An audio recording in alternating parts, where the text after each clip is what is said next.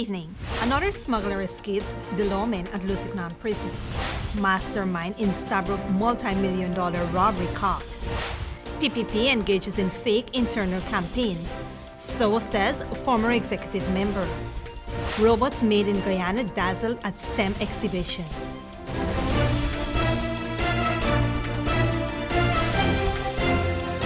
From Safe TV headquarters in South Bramwell Gardens, this is Safe TV Headline News with George Gonzalez. Today is Monday, July 9th, 2018. I am Baby Bacchus sitting in for George Gonzalez. Our news is streamed live on our Facebook page and YouTube channel. Thank you for joining us. Over the weekend, the Cliff Anderson Sports Hall was animated with several amazing robotic displays as part of the National STEM project. Shamar Allen was there. In a few years, 60% of our jobs will be done by computers, 70% will require knowledge of computer science, and 90% of the jobs being done by women will become obsolete. So if you want to be relevant in the 21st century and have a job which is better than hewing wood and drawing water, you must become involved in STEM. That was First Lady Sandra Granger at the opening of the second annual STEM Guyana Robotics exhibition at the Cliff Anderson Sports Hall. The exhibition, which was held on Saturday, showcased the creativity of young people in their community and country at large. Information technology technician and co-founder of STEM Guyana, Karen Abraham, stated that we want them to be able to get the jobs for the next century, for the next 25 years. We want our young people to be prepared for those jobs. STEM clubs from across the country had their robotics creation on display at the exhibition. The exhibition illustrated how robotics can be used to enhance media, agriculture, telecommunication, and a lot more. The Belladrum STEM Club, for example, which was awarded at the exhibition for being the most outstanding club, designed their robot to separate recyclable and non-recyclable waste materials. The Kurkuru Club had a robot modeled after an oil rig. The Tushin Academy for the Hearing Impaired showed that they were not to be left out of the technology wave consuming Guyana.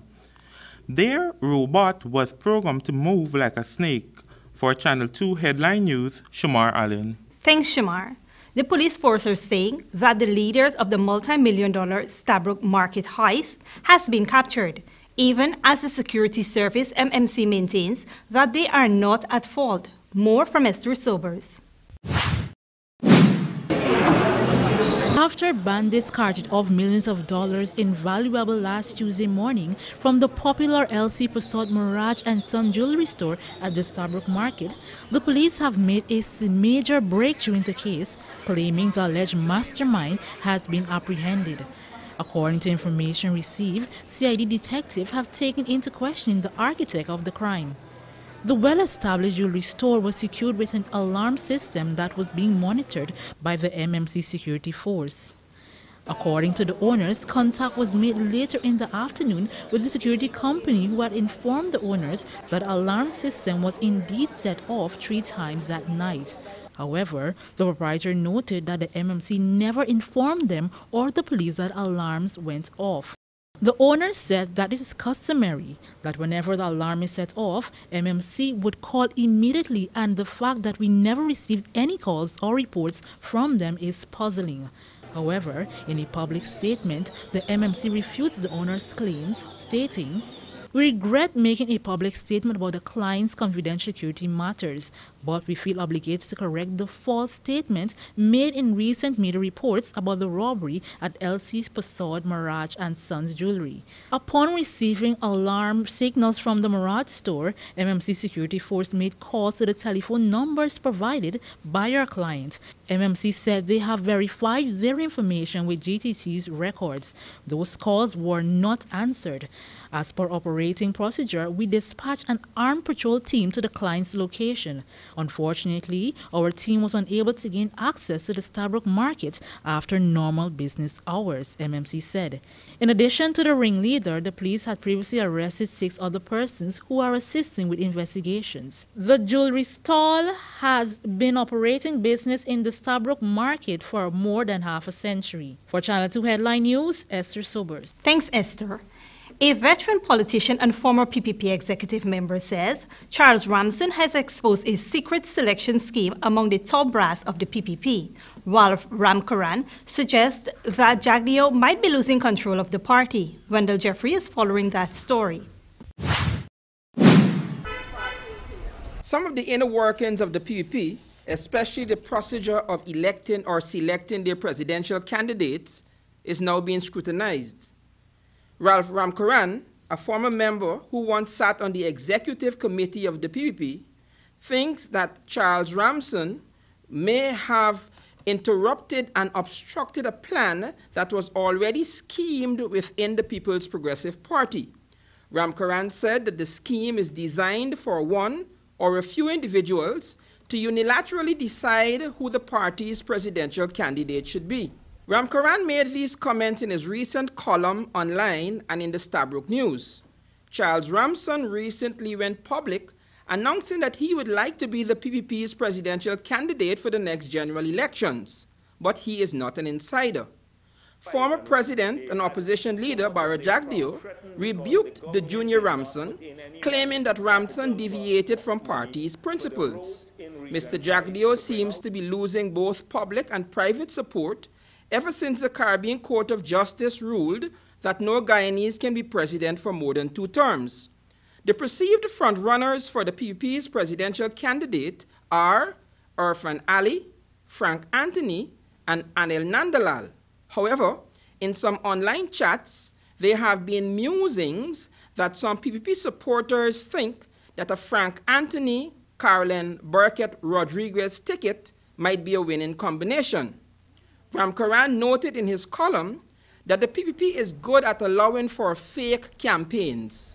He said that he, Clement Rohi, and Gail Teixeira did all at one time participate in that fake internal campaigning. At this moment, it seems that Jagdeo remains the undisputed PPP kingmaker. For Channel 2 Headline News, Wendell Jeffrey. Thanks, Wendell. Another person tries to smuggle drugs and cigarettes into a Guyana prison. The attempt is foiled, but the smuggler gets away again. Esther Sobers reports. The Guyana Prison Service has seen significant strides in averting the smuggling of marijuana, among other items, into prisons. Over the weekend, another illegal smuggling attempt was averted at the Lozignan prison. According to the Director of Prisons, Gladwell Samuels, the authority at the Lozignan prisons seized various quantities of marijuana, among other items, following 2 separate incidents. Samuels related that around 14:30 hours on Sunday, a man arrived at the prison checkpoint to deliver clothes and footwear for a prisoner to attend court today. Samuel said during a routine process to book the person delivering the items, the footwear appeared unusual. As the prison warden began inspecting the items, the unknown man grabbed his identification card and ran away. The officers were unable to stop the fleeing man. The prison director reported that the prison officials are aware of the man's description, which they would pass on to the police. Some 100 grams of marijuana and 4 packets of cigarettes were recovered from the footwear. Also, in an earlier incident, prison officials, while conducting checks outside the prisons around 9:30 hours on Sunday morning, they observed a black bag in a drain. A quantity of marijuana, lighters, and other items were found inside the bag. In recent weeks, the Guyana Prison Service has averted the smuggling of several illegal items into prisons. However, all of the suspects have been able to escape the arms of the law. For Channel 2 Headline News, Esther Sobers. Thanks, Esther. Today, the President and Minister of Telecommunications opened the ICT convention at the Arthur Chung Convention Center. Shamar Allen was there. Reduce unit costs to businesses. Today, President David Granger and Minister of Public Telecommunication Catherine Hughes declared the 6-day ICT roadshow opened. will show how ICT can be used to improve efficiency in government, in business, in agriculture, in education. We will show inclusion, most especially for those who are differently abled. We will highlight our local content and the wonderful work that they're doing in the tech field. And most importantly, the opportunities and what our future can look like. The Minister Youth also stated that she is looking forward for a most enlightening and highly educational week. President Granger attended the opening of the ICT today. He said that the ICT will be of benefit to the local economy. ICT is affecting our economic, social and private lives profoundly. It is increasing the volume and the speed of market transactions. The digital state will deliver quality public services everywhere. It will reduce the need for citizens to travel outside their regions in years to come, to acquire passports, to access legal services, to examine their academic and medical records, to record births and deaths, to receive social security benefits, to register businesses, to renew their driver's licenses, to file income tax returns, those who do, and embark on trade. President Granger also stated that they will be improving the education industry through ICT. A participant in the program, Sherwin Cummins of the Mogul Group, had this to say about the opening. What intrigued me so much about the conference is that ICT is something in Guyana that I personally an advocate for. What I've learned is that the government has keen interest in developing the skill sector, the skill factor in the ICT sector, particularly with the young people, to boost economic development, which I feel is something critical, so that we can keep up to date with what's going on in the world, so that we basically not be left behind. Okay, do you think the government is lacking in any area for this development? No, well, no. For example, the initiative alone speaks a lot. I feel we need it, as Our Excellency Ms. Katiyu said, there needs to be more buy-in into the initiatives. Because sometimes I feel that we as citizens may take it for granted, the privilege which we have, for example, the ICT hubs which have been developed in basic communities as mentioned and stuff like that. The 6-day roadshow will feature a series of workshops, discussions, and exhibitions. Some apps and gadgets have been created that will show disabled citizens how to become more productive and how to enhance their earnings. For Channel 2 Headline News, Shamar Allen. Thanks, Shamar. Don't go away. Coming up after the break, fire truck overturns and damages private property. Man who was set alight by gas dies. But first, here's your currency report.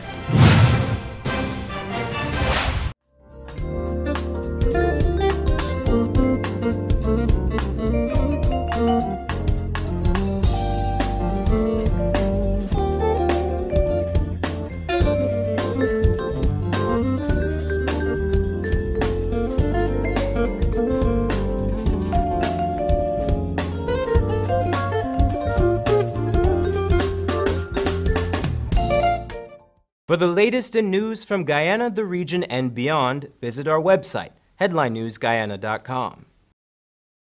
The Big King you love just chickened out. Introducing the new Chicken Big King with 2 crispy chicken patties and our signature King sauce. The new Chicken Big King, now part of our Burger King favorites. Only at Burger King, where taste is king. Need a ride around town and beyond? Look no further than Oasis Ride Taxi Service. With affordable prices and some of the best drivers in the business, we've been delivering prompt and reliable service to Guyana for over 16 years. We also offer tours, chauffeur service, and even car rentals. You can call us at 231-5554 or 225-5496. For deals, specials, and more information, find our page on Facebook. Oasis Ride Taxi Service. Let's go.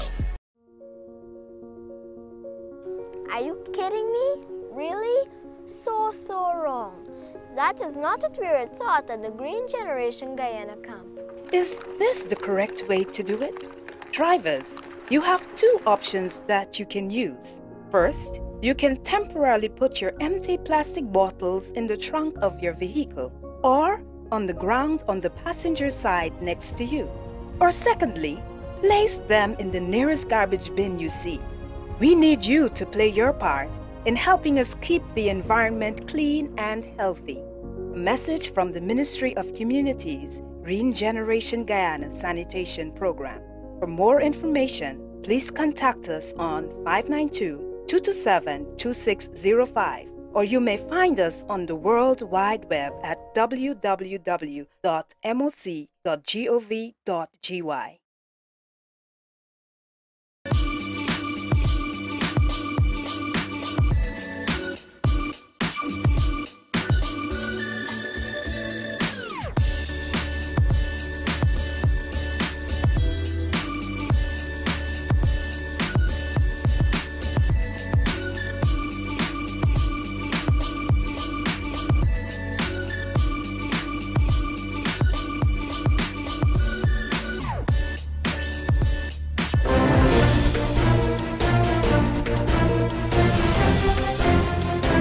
Welcome back. A fire truck crashes into a home in Dekendron. Both the house and the truck suffered extensive damage. Esther Sobers reports. A fire truck traveling to Dekendron on the west coast crashed into a nearby resident's home and turned turtle. According to an eyewitness at the scene, the fire truck was heading east at a fast rate before it came to a halt in a yard, damaging a fence and part of a house. The driver has been taken to a city hospital where he is currently in a stable condition. The accident happened earlier today, and up to press time, there was no reports of any severe injuries to anyone other than the driver. It is believed that the fire engine is from Lenora Fire Station. No names were released of the occupants of the vehicle. For Channel 2 Headline News, Esther Sobers. Thanks, Esther.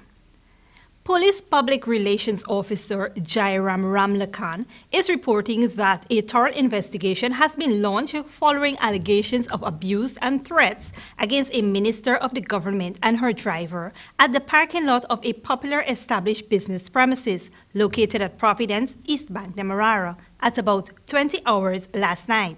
The police did not say who the minister was, nor who were the perpetrators of the alleged abuse threats. However, Channel 2 Headline News has been informed that the minister involved is Simone Brooms, minister within the Ministry of Natural Resources. One of the security guards was Robert Goodluck with the Massey Security.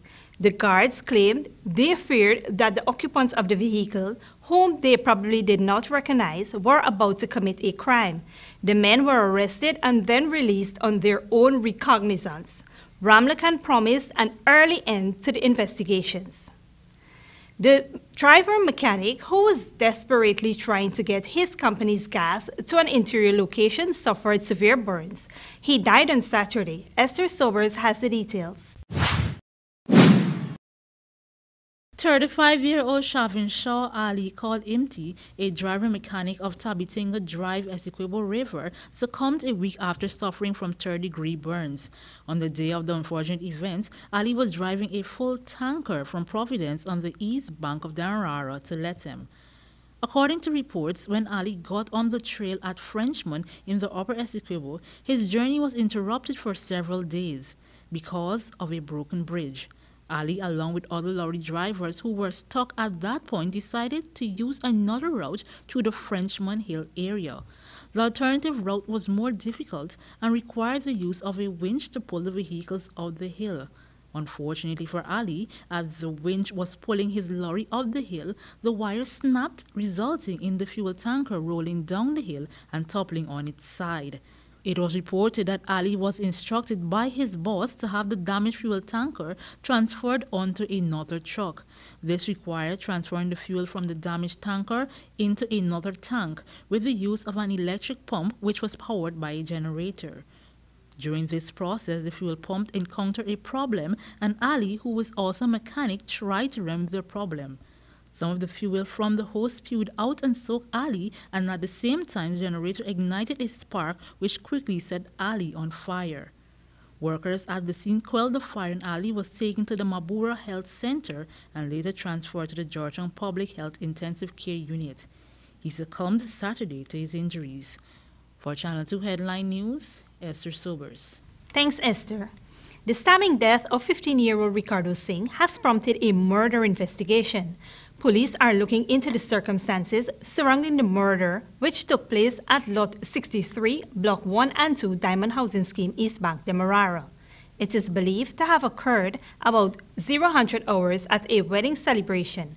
This morning on the Soesdijk-Linden Highway, Singh was discovered with a suspected stab wound to his belly and was rushed to the East Demerara Regional Hospital. He was dead before he got there. His body is at the Lycan Funeral Home awaiting a post-mortem examination. 2 males are in custody assisting with the investigation. Shamar Allen will now offer our court roundup. John Lovell, 68, of 21 Providence East Bank, Demerara, was this morning remanded for the possession of large quantity marijuana. The charge read by Chief Magistrate Ann McLennan alleges that on July 6 at Waterfront Port Kaituma, he had in his possession 1,361 grams of marijuana for the purpose of trafficking. Lovell denied the charge when it was read to him. However, Lovell stated that it is a very unfortunate situation. The prosecution objected to bail being granted based on the ground that no special reason was given for the bail to be granted and that the drug was found in his haversack. It was also noted that Lovell gave the police a different address than that was given in court. John Lovell will make his next court appearance at the Matthews Ridge Magistrate Court on August 7. And 29-year-old Kennard Prasad made another appearance in the Georgetown Magistrate Court, charged for robbery.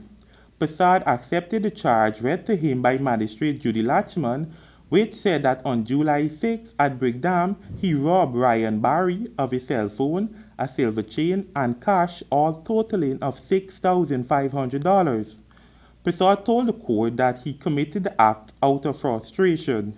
He was jailed for 50 months. 17-year-old Danielle Bowler and 18-year-old Amazon Bacchus both appeared before Magistrate Judy Latchman, charged for robbery with aggravation. The details of the charge allege that on July 8 at Crowell Street, they robbed Puran of $10,000 cash after they committed personal violence on Puran. Both teams denied the charge and bail was refused by the magistrate, and they were remanded until July 30th. And finally, 48-year-old Paul Narain and 37-year-old Ishwan Singh both stood before the magistrate Judy Latchman, charged for breaking entry and larceny. They appeared in Georgetown Magistrates Court today. It is alleged that between July 6 and July 8 at Ketley Street, Charlestown, they broke and entered the dwelling house of Unica Sanford and stole a quantity of household items. Paul Narain accepted the charge and was jailed for 24 months, while Singh denied the charge and was released on $70,000 bail and is expected to return to court on July 30th. For Channel 2 Headline News, Shamar Allen. Thanks, Shamar. When we come back, we will have the regional and international headlines of the day. But first, here is your bridge retraction schedule.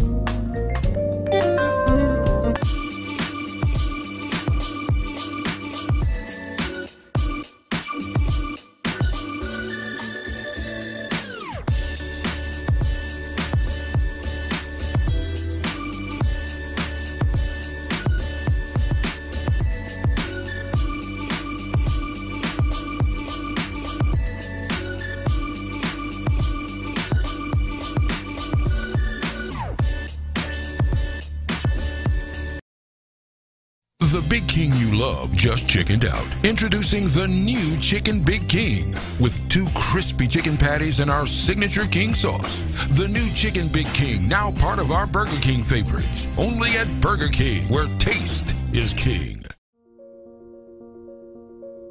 Are you kidding me? Really? So wrong. That is not what we were taught at the Green Generation Guyana camp.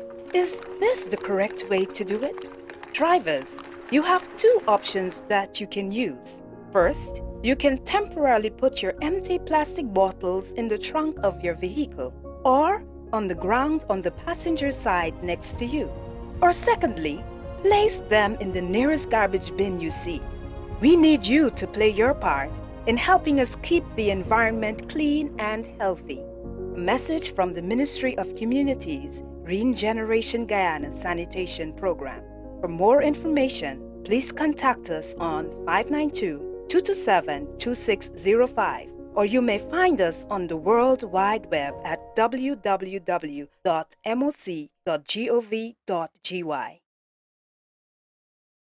Need a ride around town and beyond? Look no further than Oasis Ride Taxi Service. With affordable prices and some of the best drivers in the business, we've been delivering prompt and reliable service to Guyana for over 16 years. We also offer tours, chauffeur service, and even car rentals. You can call us at 231-5554 or 225-5496. For deals, specials, and more information, find our page on Facebook. Oasis Ride Taxi Service. Let's go.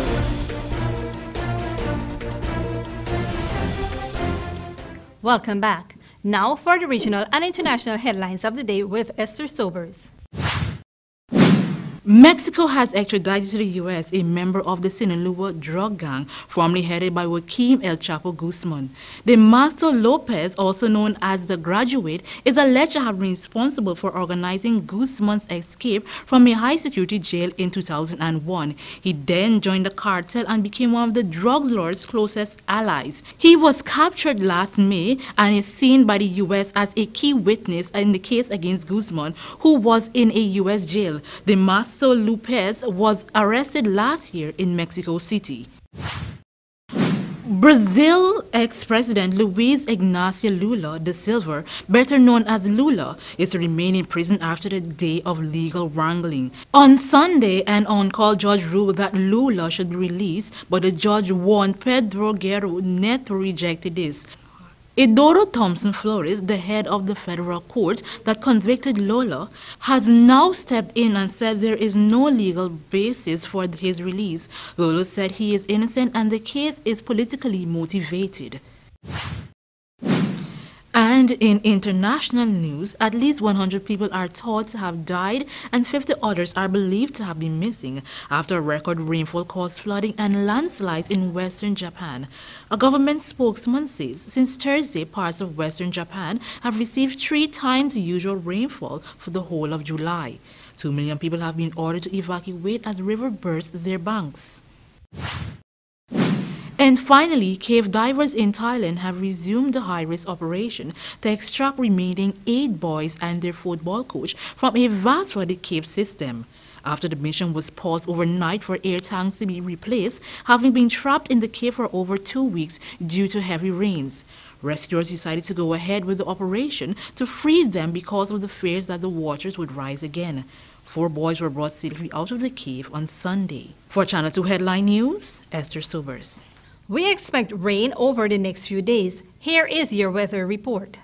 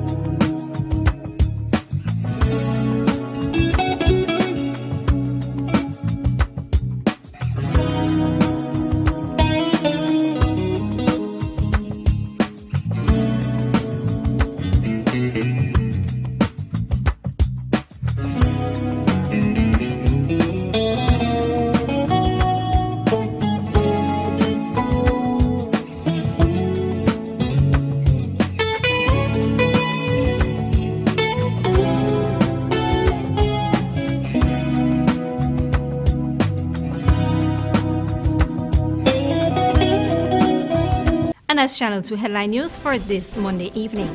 As we take our leave, we invite you to find Channel 2 Headline News on Facebook, YouTube, and our website, headlinenewsguyana.com. You can also tune in 6:30 tomorrow morning for a rebroadcast and Tuesday evening at 7 for more news. For now, I am Baby Bacchus saying thank you for welcoming us into your homes and do have a blessed evening.